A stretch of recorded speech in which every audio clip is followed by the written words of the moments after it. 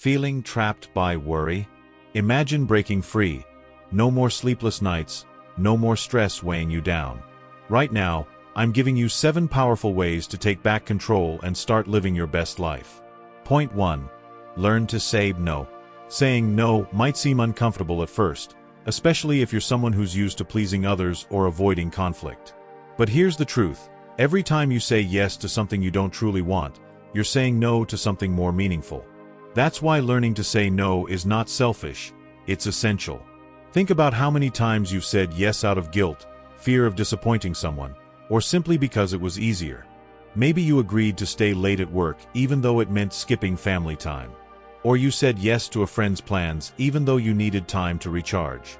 These small, unintentional yeses add up, draining your energy and pulling you further from the life you actually want to live. The key is understanding that every no is an opportunity to protect your time, energy, and focus. Start small. The next time someone asks for your help or invites you to something, pause before responding. Ask yourself, does this align with my priorities? Will this bring me closer to my goals, or will it distract me? If the answer is no, give yourself permission to politely decline. Here's an example. Instead of a blunt no, I can't, try saying, I'd love to help, but I'm focusing on other commitments right now. This approach is firm but respectful, showing others that your boundaries aren't negotiable without being confrontational. Remember, saying no isn't about shutting others out, it's about letting yourself in. The more you practice, the easier it becomes, and the more empowered you'll feel to prioritize the things that truly matter.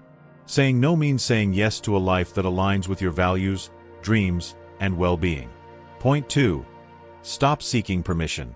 One of the biggest roadblocks to personal growth is waiting for others to validate your decisions.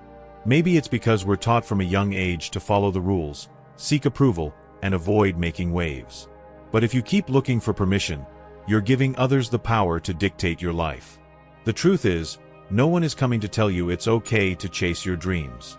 You have to give yourself that permission. Think about how often you've hesitated to act because you were worried about what others might think. Maybe you wanted to change careers, start a business, or move to a new city.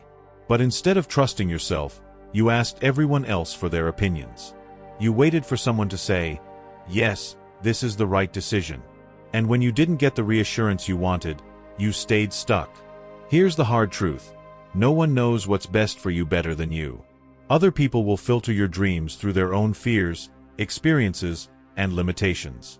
Their doubts don't reflect your potential. They reflect their own insecurities. So how do you stop seeking permission? First, start small. Make a decision, any decision, without consulting anyone else. It could be as simple as choosing how to spend your weekend or trying something new without announcing it. The more you act on your own intuition, the more confident you'll become in trusting yourself. Second, remind yourself that mistakes are part of the process. Failing doesn't mean you made the wrong choice. It means you're learning and growing. If you wait for permission to avoid failure, you're also avoiding progress. Lastly, understand that you don't need everyone to agree with you. Not everyone will understand your vision, and that's okay. Your job isn't to convince them, it's to stay true to yourself. The moment you stop looking for permission is the moment you take full ownership of your life. And with ownership comes freedom. The freedom to pursue your goals, make mistakes, and ultimately live a life that feels authentically yours. Point 3. Define success on your own terms. Success. It's something we all think we want, but how many of us truly understand what it means to us? So many of us are caught up in chasing what society says is successful. A 6-figure salary, a fancy car, the perfect Instagram life. But here's the truth. These ideas of success are just someone else's version. If you're constantly chasing after someone else's dream, you're going to feel empty, no matter how much you achieve. So, stop for a moment. Think about what you want. Forget about the images of success you've been fed. Is success financial freedom? The ability to travel whenever you want? Or maybe it's simply having more time with the people you love. Whatever it is, it's your definition that matters most. When you define success on your own terms, you stop living a life by default. You stop feeling like you're chasing something you'll never catch. Instead, you live intentionally. You make decisions based on what you value, not what others expect. That's where true happiness lies. Now, don't get me wrong, defining your own success takes time. It's about figuring out what makes you feel fulfilled. It could be building a business you're passionate about, learning new skills, or creating something meaningful that gives you purpose. But once you know what success looks like for you, it's easier to make the choices that align with your goals. The key takeaway: stop measuring yourself by the world's standards. Create your own definition of success and build your life around that vision. When you do this, everything starts to click, and suddenly you feel more aligned, more focused, and way more at peace. Point 4. Choose wisely. Life is all about choices. Every single day, you make hundreds of decisions, from what you eat for breakfast to how you spend your time to who you surround yourself with. And it's easy to get stuck in autopilot mode, just going through the motions. But here's the thing: the small choices add up to big results. Your life, your success, and your happiness are the result of the choices you make every day. So, how can you make sure you're choosing wisely? It starts by being more intentional. Before you make a decision, ask yourself, is this moving me closer to my goals? Is this choice supporting the kind of person I want to become? Every decision is an opportunity to shape your future. Let's talk about people. Who are you spending time with? Are they lifting you up, inspiring you, and helping you grow? Or are they bringing you down and holding you back? You need to be really selective with who gets your time and energy. The people you surround yourself with can either make or break your journey. It's okay to let go of relationships that drain you or no longer align with where you're going. Also, think about your habits. Are they moving you forward or keeping you stuck? You're the sum of your daily actions, and those small habits, over time, have a massive impact. If you want to achieve something, make sure your daily choices are helping you get there. Whether it's spending less time on your phone, waking up earlier to work on your goals, or reading a book every month, those little changes add up. And here's the biggest lesson: don't let fear control your choices. It's easy to stay in your comfort zone, but growth happens when you step outside it. Yes, making bold decisions is scary, but that's where the magic happens. Whether it's quitting a job that no longer serves you or starting something from scratch, those brave decisions are the ones that pay off in the long run.